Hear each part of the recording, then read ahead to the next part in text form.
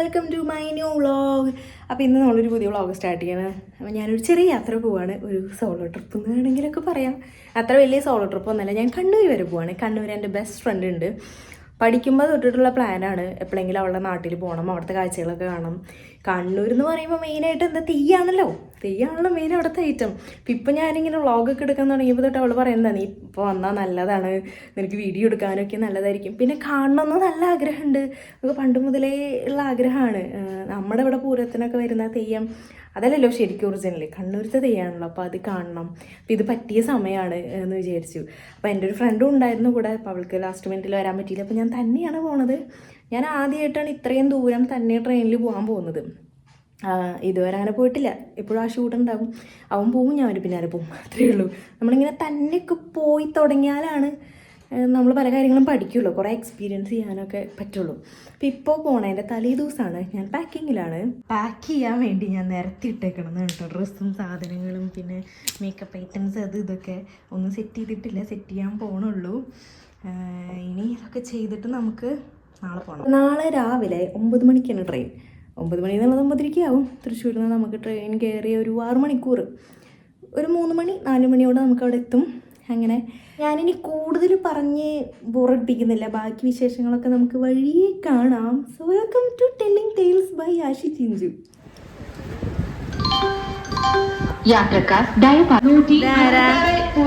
എന്നെ കൊണ്ടാക്കാൻ വന്നിരുന്ന ഒരാള്.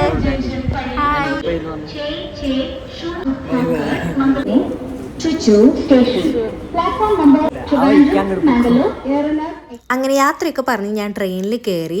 കറക്റ്റ് സമയത്ത് തന്നെ ട്രെയിൻ വന്നു കേട്ടോ, അധികം ലാഗൊന്നും ഉണ്ടായിരുന്നില്ല. അപ്പോൾ പയ്യന്നൂർ കൊച്ചി എന്ന് പറഞ്ഞ സ്ഥലത്തേക്കാണ് നമ്മൾ പോകുന്നത്. റെയിൽവേ സ്റ്റേഷൻ്റെ തൊട്ടടുത്താണ്. അപ്പോൾ അതുകൊണ്ട് വലിയ ബുദ്ധിമുട്ടൊന്നുമില്ല എത്തിപ്പെടാൻ. പിന്നെ എന്നെ പിക്ക് ചെയ്യാൻ എൻ്റെ ഫ്രണ്ടോ അല്ലെങ്കിൽ വീട്ടിൽ നിന്ന് ആരെങ്കിലും വരാമെന്ന് പറഞ്ഞിട്ടുണ്ടായിരുന്നു. അപ്പോൾ പോണ വഴിക്കുള്ള കാഴ്ചകളാണ്. എനിക്ക് ട്രെയിൻ യാത്ര ഭയങ്കര ഇഷ്ടമാണ്. അങ്ങനെ കാഴ്ചകൾ കണ്ടിരിക്കാൻ പറ്റും. വിൻഡോ സീറ്റൊന്നും എനിക്ക് ആദ്യം കിട്ടിയില്ല, പിന്നെ കുറച്ച് കഴിഞ്ഞപ്പോൾ കിട്ടി. അത്ര വലിയ തിരക്കൊന്നും ഉണ്ടായിരുന്നില്ല, വലിയ കുഴപ്പമില്ലാതെ പോകാൻ പറ്റി. ഞാൻ രാവിലെ വീട്ടിൽ നിന്ന് കഴിച്ചിട്ടാണ് വന്നത്, പക്ഷേ ഉച്ചയ്ക്ക് ഞാൻ അങ്ങനെ ഒന്നും കരുതിയിട്ടുണ്ടായിരുന്നില്ല. അങ്ങനെ നമ്മൾ ഒരു ദീർഘയാത്രയ്ക്ക് ശേഷം ഒരു 6 മണിക്കൂറിന് ശേഷം പയ്യന്നൂരെത്തി. പിന്നെ അവിടെ നിന്നുള്ളതൊന്നും എനിക്ക് എടുക്കാൻ പറ്റിയില്ല കേട്ടോ, പിന്നെ കുറച്ച് ബിസി ആയിരുന്നു. പിന്നെ വൈകുന്നേരം അമ്പലത്തിൽ പോകാൻ വേണ്ടിയിട്ട് വേഗം കുളിച്ചു റെഡിയായി. അപ്പോഴത്തേക്കും എൻ്റെ ഫ്രണ്ട് വന്നു. അവൾ വീട്ടിലുണ്ടായിരുന്നില്ല. അപ്പോൾ അവൾ വന്ന് ഞങ്ങളുടെ കുറച്ച് സ്നേഹപ്രകടനമൊക്കെ ഉണ്ടായിരുന്നു, അതൊന്നും ഞാൻ എടുത്തില്ല. അപ്പോൾ അതിനുശേഷം നമ്മൾ അമ്പലത്തേക്ക് പോവാണ്. ഒരു 7 മണി സമയത്താണ്. അപ്പോൾ അവളുടെ വീട്ടിൽ നിന്ന് കുറച്ച് ദൂരമുണ്ട്, നമുക്ക് വണ്ടിയിൽ നിന്നും പോകാവുന്നതുള്ളൂ. അപ്പോൾ ഇതാണ് കളിയാട്ട് മഹോത്സവം, കണ്ണങ്ങാട്ട് ഭഗവതി ക്ഷേത്രം. അപ്പോൾ അവിടേക്കാണ് നമ്മൾ പോകുന്നത്. ഇതാണ് എൻ്റെ ഫ്രണ്ട്, എൻ്റെ ബെസ്റ്റ് ഫ്രണ്ട് രേവതി എന്നാണ് അവളുടെ പേര്. ഞങ്ങൾ B.Edന് ഒന്നിച്ചായിരുന്നു. അപ്പോൾ നമ്മളത് അങ്ങനെ അമ്പലത്തിലെത്തി. അപ്പോൾ അവിടെ ഇങ്ങനെ തുടങ്ങിയിട്ടുണ്ടായിരുന്നു. ഇതിപ്പോൾ തെയ്യത്തിൻ്റെ മുന്നോടിയായിട്ട് വെള്ളാട്ടം എന്ന് പറയുന്നതാണ്. ഞാനിതിനെക്കുറിച്ച് കൂടുതൽ ഡീറ്റെയിൽസ് പറയുന്നില്ല, കാരണം എനിക്കും ഇപ്പോഴാണ് ശരിക്കും എന്താണ് തെയ്യം അല്ലെങ്കിൽ അതിൻ്റെ ഐതിഹ്യമൊക്കെ കൂടുതൽ കാര്യങ്ങളും കഥകളും മനസ്സിലായത്. അപ്പോൾ ഓരോന്ന് കാണുമ്പോഴും അവൾ എനിക്ക് അതിൻ്റെ കഥകൾ പറഞ്ഞു തന്നിരുന്നു. ഞാനെങ്ങാനും പറഞ്ഞ് തെറ്റിപ്പോയാലോ എന്ന് വിചാരിച്ചാണ്.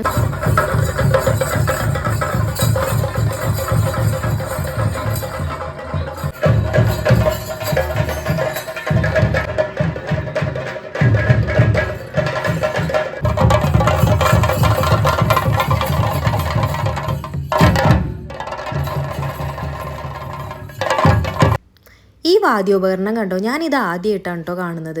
ഞാൻ മുന്നേ ഒന്നും അങ്ങനെ കണ്ടിട്ടില്ല, പടത്തിലൊന്നും കണ്ടിട്ടില്ല. ഇതിപ്പോൾ ആദ്യമായിട്ടാണ് കാണുന്നത്. എനിക്ക് ഭയങ്കര രസമായിട്ട് തോന്നി. പിന്നെ കുറേ ആചാരങ്ങളും ചടങ്ങുകളും നടക്കുകയാണ്. മെയിനായിട്ടുള്ള തെയ്യക്കോലങ്ങൾ വരുന്നതിനായിട്ട് മുന്നേ ഇങ്ങനെ തോറ്റമ്പാട്ട് ചൊല്ലുന്ന ഒരു ആചാരമുണ്ട്. അപ്പോൾ അതാണ് ഈ നടക്കുന്നത്. ഇത് കുറച്ചധികം നേരമുണ്ട്. കൂടുതലും ഞാൻ വോയിസ് ഓവർ കൊടുക്കാതെ ഓൺ വോയിസ് ഇടാമെന്ന് തന്നെ വിചാരിക്കുന്നത്. കാരണം ആ താളത്തോടെ കേൾക്കുമ്പോഴാണ് നമുക്ക് ആ ഒരു തെയ്യത്തിൻ്റെ ശരിക്കുള്ള ഇമ്പാക്റ്റ് കിട്ടുക. അങ്ങനെ ഇതിൻ്റെ ഇടയിൽ നമ്മളൊന്ന് പുറത്തിറങ്ങി, കുറേ നേരം അങ്ങനെ ഇരുന്നപ്പോൾ നമ്മളൊന്ന് പുറത്തിറങ്ങി അമ്പലത്തിൻ്റെ പരിസരത്തേക്കൊക്കെ നടന്നു. ഇതാണ് അമ്പലം, നല്ല ഭംഗിയിൽ ഇങ്ങനെ ഡെക്കറേറ്റൊക്കെ ചെയ്തിട്ടുണ്ട്, ലൈറ്റ്സൊക്കെ ഇട്ടിട്ട്. ഇതാണ് ഇവരുടെ മെയിൻ ഉത്സവം എന്ന് പറയുന്നത് തെയ്യം. ഇപ്പം നമ്മൾ തൃശ്ശൂർക്കാർക്ക് പൂരമാണ് ഇവിടുത്തെ മെയിൻ ആഘോഷിച്ചെങ്കിൽ കണ്ണൂരുകാരുടെ മെയിൻ എന്ന് പറയുന്നത് തെയ്യം തന്നെയാണ്. അപ്പോൾ കോളേജിൽ പഠിക്കുന്ന സമയത്ത് അവൾക്ക് എപ്പോഴും ഇതിനെക്കുറിച്ച് പറയാൻ തന്നെ നേരമുള്ളൂ. അപ്പോൾ കേട്ട് ഭയങ്കര ഇൻട്രസ്റ്റ് ആയി. കാരണം ഒറിജിനൽ തെയ്യം എന്ന് പറഞ്ഞാൽ ഇത് തന്നെയാണല്ലോ. നമ്മുടെ ഇവിടെ തൃശ്ശൂർ ഇപ്പോൾ ഉത്സവ സീസണാണ്. അപ്പോൾ ഓരോ അമ്പലത്തിൽ ഉത്സവങ്ങൾ നടക്കുമ്പോഴും ഇങ്ങനെ കലാപരിപാടികളുടെ ഭാഗമായിട്ട് തെയ്യങ്ങൾ വരുമെങ്കിലും അത് ഒറിജിനൽ തെയ്യമല്ല, അത് ഇവിടെ തന്നെ വന്ന് കാണണം. പിന്നെ അതേപോലെ കണ്ണൂർ കഴിഞ്ഞാൽ കാസർഗോഡും ഉണ്ട് തെയ്യം, പക്ഷെ അതൊരു വേറൊരു തരത്തിലുള്ളതാണ്. അപ്പോൾ ഇത് അമ്പലത്തിൻ്റെ അവിടെയുള്ള കുളമാണ്. അപ്പോൾ അവിടുന്ന് കണ്ടപ്പോൾ എനിക്ക് ഭയങ്കര രസമായി തോന്നി. നല്ല പടവുകളൊക്കെ ഇട്ട്, ഇവിടെ നാട്ടിൽ തന്നെ പല സ്ഥലത്തും ഇതുപോലെ കുളം ഉണ്ട് കേട്ടോ. പിന്നെ ഈ കാണാൻ പോകുന്നത് ഒരു പ്രത്യേകതരം ആചാരമാണ് കേട്ടോ. ഇപ്പം ഈ കാണുന്ന ചടങ്ങിനെ മേലേരി പായൽ എന്നാണ് പറയുക. അപ്പോൾ അതിന് മുന്നോടിയായിട്ട് ചെയ്യുന്നതാണിത്. കുറേ വിറകുകൾ പറക്കി കൊണ്ടുവന്ന് അതിങ്ങനെ ഒരു കൂന പോലെ കൂട്ടിയിട്ട് അത് കത്തിക്കും. എന്നിട്ട് അത് കെട്ട് അത് കനലായി വരുന്നവരെ നമ്മൾ വെയിറ്റ് ചെയ്യണം. കുറച്ച് കഴിഞ്ഞിട്ടുണ്ടെങ്കിൽ അത് നല്ലോണം കനലായി വരും. അതിനുശേഷം ആ കനൽ തട്ടിത്തെറിപ്പിച്ച് കുറേ യുവാക്കൾ അതിൻ്റെ മുകളിൽ കൂടെ ഓടുന്നൊരു ദൃശ്യമാണ്. അത് കുറച്ച് കഴിഞ്ഞാൽ നിങ്ങൾക്ക് കാണാൻ പറ്റും.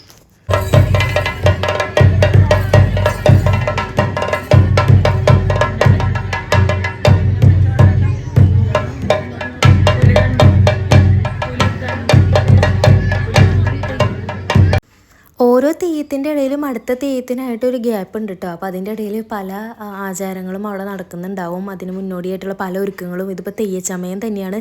ഇത് അമ്പലത്തിൻ്റെ ഉള്ളിൽ വെച്ചിട്ടാണ് കേട്ടോ നടക്കുന്നത്. അതിൻ്റെ മുഖത്തെഴുത്തും കാര്യങ്ങളും. അപ്പോൾ ഇതൊക്കെ എനിക്ക് കണ്ടു നിൽക്കാൻ പ്രത്യേകം ഇഷ്ടമാണ്. പണ്ട് സുരേഷ് ഗോപിയുടെ കളിയാട്ടം എന്ന് പറഞ്ഞ സിനിമയിലാണ് ഇതൊക്കെ കൂടുതൽ കണ്ടേക്കുന്നത്. അത് നമുക്ക് സിനിമ തന്നെ ഒരു കൗതുകമായിരുന്നു. പിന്നെ ഞാൻ പഠിക്കുമ്പോഴൊക്കെയും നമുക്ക് തെയ്യം ഒരു മെയിൻ വിഷയം തന്നെയായിരുന്നു. അനുഷ്ഠാന കലകളെക്കുറിച്ച് പഠിക്കുമ്പോഴൊക്കെ അപ്പോഴും കുറേ പഠിച്ചിട്ടുണ്ട്. പക്ഷേ ഇത്രയും ഐതിഹ്യങ്ങളും ഓരോ ഇതിൻ്റെ ഉള്ളിലേക്ക് ചെന്നിട്ടുള്ള കഥകളൊക്കെ ഞാൻ ഇപ്പോഴാണ് അറിയുന്നത്. ഇതൊക്കെ കണ്ടു നടക്കാൻ തന്നെ നല്ല രസമുണ്ടായിരുന്നു. അപ്പോൾ ഞാൻ പരമാവധി എന്നെക്കൊണ്ട് പറ്റുന്ന പോലെ ഞാൻ വീഡിയോസ് എടുത്തിട്ടുണ്ട്. പിന്നെ അത് കഴിഞ്ഞിട്ട് ഇങ്ങനെ ഓരോ തെയ്യങ്ങളായി വന്നു തുടങ്ങി.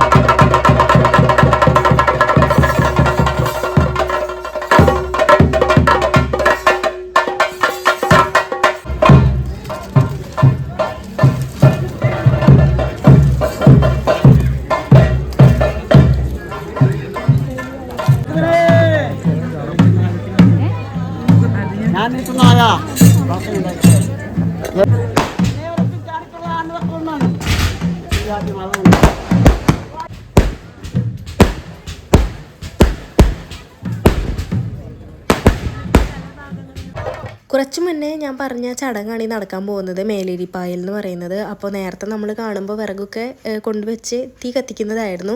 അപ്പോൾ അതിന് ശേഷം ആ വിറക് കത്തി കനലാവുന്ന ഒരു സമയമുണ്ട്. ആ സമയത്തൊക്കെ തെയ്യം നടക്കും. പിന്നീടാണ് ഇത് നടക്കുന്നത്.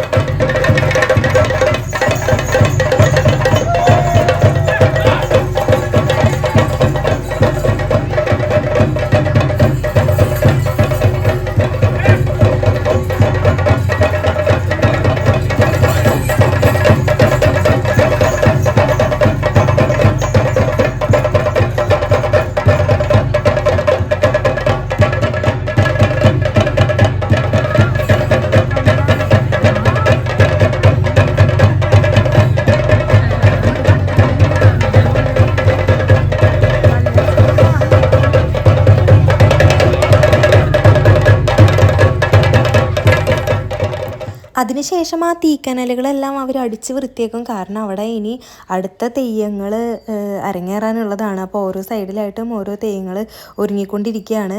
അപ്പോൾ ഇതൊക്കെ ശരിക്കും ആ ഒരു വാദ്യോപകരണങ്ങളുടെ താളത്തോടെ കേൾക്കുമ്പോഴും കാണുമ്പോഴാണ് രസം. അപ്പോൾ ഇനിയുള്ള ഭാഗങ്ങളൊക്കെ അങ്ങനെ കണ്ടു നോക്കൂ.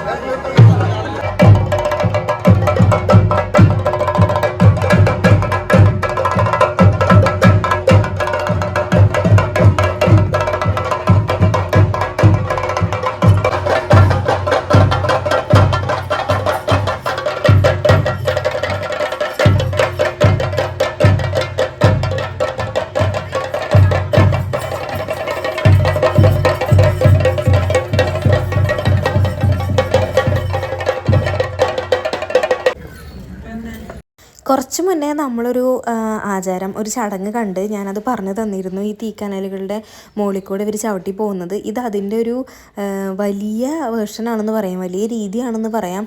അത് ഒരു വലിയൊരു തീക്കുണ്ടം മാത്രമായിരുന്നെങ്കിൽ ഇത് ഒരുപാട് കുഞ്ഞു കുഞ്ഞു തീക്കുണ്ടങ്ങൾ ഇങ്ങനെ കൂട്ടി വെച്ച്, ഇങ്ങനെ വിറകുകൾ കൂട്ടി വെച്ച് അത് കത്തിച്ച് അത് കനലായി അതിൻ്റെ എല്ലാ മേലെക്കൂടിയും ഒരുമിച്ച് അത് തട്ടിത്തെറിപ്പിച്ച് പോകുന്നതാണ് ഈ കാണുന്നത്. നമ്മൾ ഈ വസൂരി തട്ടിത്തെറിപ്പിക്കുക എന്നുള്ളതാണല്ലോ ഞാൻ മുന്നേ അത് ഐതിഹ്യത്തിൽ പറഞ്ഞിരുന്നു. അപ്പോൾ അതിൻ്റെ ഭാഗമായിട്ടുള്ള ചടങ്ങാണ് ഈ നടക്കുന്നത്.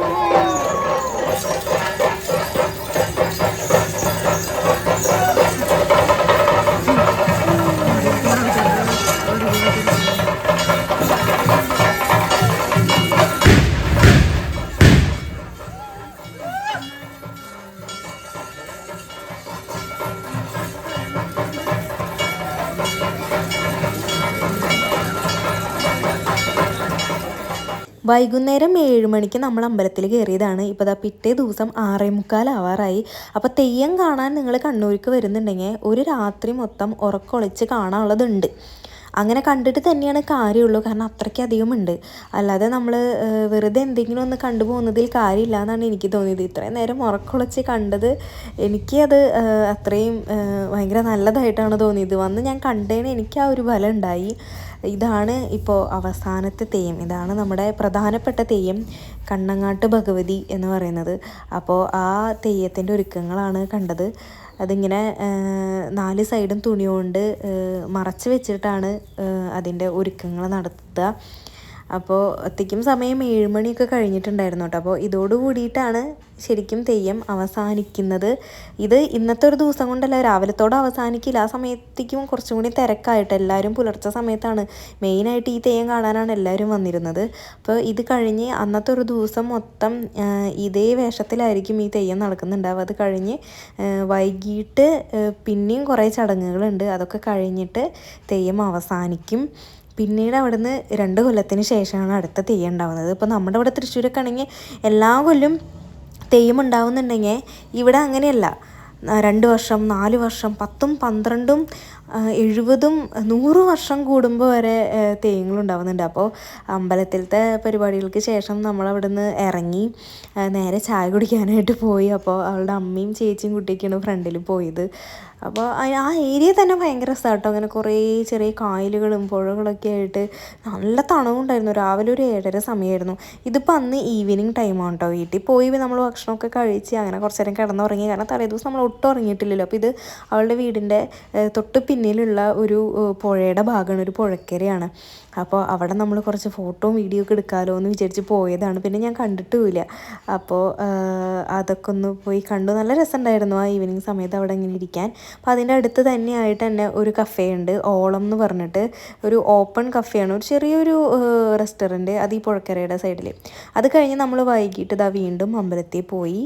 തെയ്യത്തിൻ്റെ അവസാനം ഈ വൈകുന്നേരം, അതിനുശേഷം രാവിലത്തെ ഒരു ചടങ്ങ് കഴിഞ്ഞാൽ പിന്നെ ഉള്ളത് വൈകുന്നേരമാണ്. അപ്പോൾ അത് കാണാൻ നമ്മൾ ചെന്നതോടുകൂടി തെയ്യം അവസാനിക്കുകയാണ്.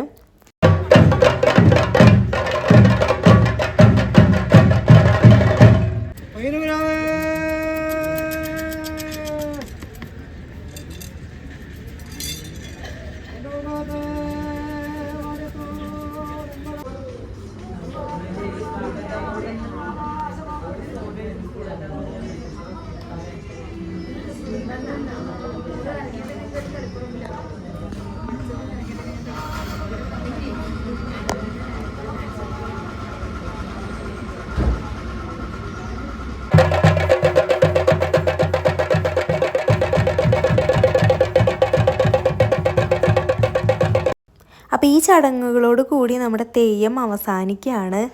എൻ്റെ ഒരുപാട് നാളത്തെ ആഗ്രഹമായിരുന്നു. BEd പഠിക്കുമ്പോൾ തൊട്ട് ഞങ്ങൾ ഫ്രണ്ട്സ് ആയപ്പോൾ തൊട്ടിട്ട് അവൾ എപ്പോഴും ഇങ്ങനെ പറയും അവളുടെ നാട്ടിലെ തെയ്യത്തെ കുറിച്ചിട്ട്. അപ്പോഴേ ആഗ്രഹിക്കുക എന്താണ് ഇത്ര നാളും പറ്റിയിട്ടുണ്ടായിരുന്നില്ല. ഈ വർഷം ഞാൻ അത് സാധിച്ചെടുത്തു. അതിലെനിക്ക് ഒത്തിരി സന്തോഷമുണ്ട്. അപ്പോൾ വീഡിയോ എല്ലാവർക്കും ഇഷ്ടപ്പെട്ടു എന്ന് വിചാരിക്കുന്നു. അപ്പോൾ ഇനി നെക്സ്റ്റ് വീഡിയോയിൽ കാണാം. ബൈ.